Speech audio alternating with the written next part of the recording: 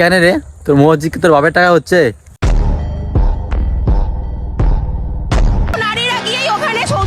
हमारे पास क्या है भाई? ये दिवाली के लिए रखा है क्या?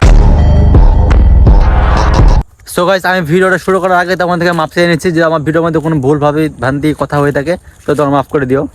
তো প্রথম কথা হচ্ছে এর কথা আগে শোনো, এর কথাটা আগে শোনো। তো কেন রে, তোর মসজিদ কি তোর বাপের টাকা হচ্ছে? তোর কথা শুনে মনে হচ্ছে তো না তোর নিজের ধর্মের প্রতি কোনো জ্ঞান আছে বা অন্য ধর্ম নিয়ে কথা বলতে আসিস। শৌচালয় নাউজুবিল্লাহ, ওই বাড়ি কান্ঠায় বসে বলতে ভালোই লাগে, একবার মুর্শিদাবাদ আয় না একবার, এর সাথে মশা আয়।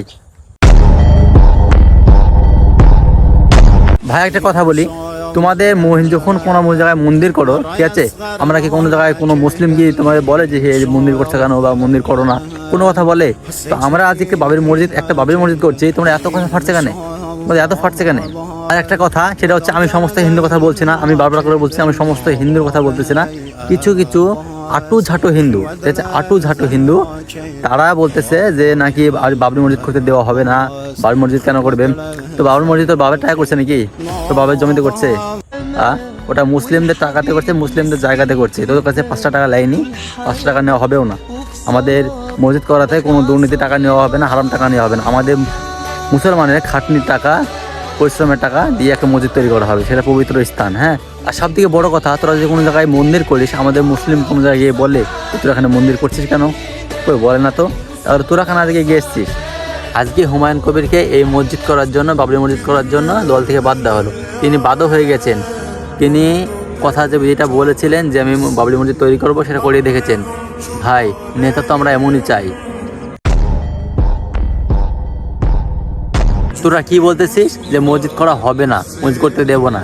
কেন রে ভাই, তোর বাবার টাকায় মসজিদ করা হচ্ছে নাকি? ওখানে তোর বাবার জমিতে করা হচ্ছে, ওটা মুসলিমদের জমিতে করা হচ্ছে, মুসলিমরা দান করেছে এবং সেখানে মুসলিমের খাটনি পয়সা, মেহনতের পয়সা সেখানে দিয়ে একটা মসজিদ করা হচ্ছে।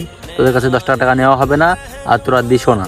আর সব থেকে বড় কথা হচ্ছে, তোরা 1 টাকার মন্দির কেন, তোরা 1000টা মন্দির কর, সেখানে কোনো একটা মুসলিম গিয়ে বলবে না ভাই তুই মন্দিরটা করছিস কেন বা মন্দিরটা করিস না, তখন একটা কথা বলবে না আমি চ্যালেঞ্জ নিচ্ছি, ঠিক আছে?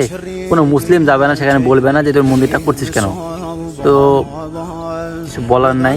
মানে কি জানো তো ভাই, মানে আমাদের মুসলিম সমাজে কোনো কাজ হলে, মানে দেশে যদি আমাদের মুসলিম সমাজে কোনো কাজ হয় তাদের সহ্য হয় না। কিছু কিছু আবাল গান্ডুদের মানে সহ্য হয় না। কিছু কিছু উগ্র হিন্দুদের জন্য আজকে পুরো হিন্দু সমাজটা পুরো নষ্ট হতে চলেছে, হ্যাঁ, বদনাম হতে চলেছে।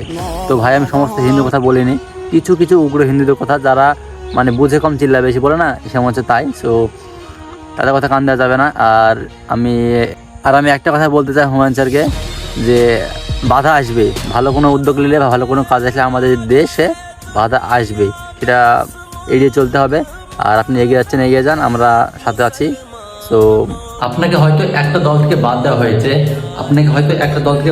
হয়েছে, কিন্তু আপনার জানা নাই আপনি হাজারো বা লাখো মানুষের মন জয় করে নিয়েছেন।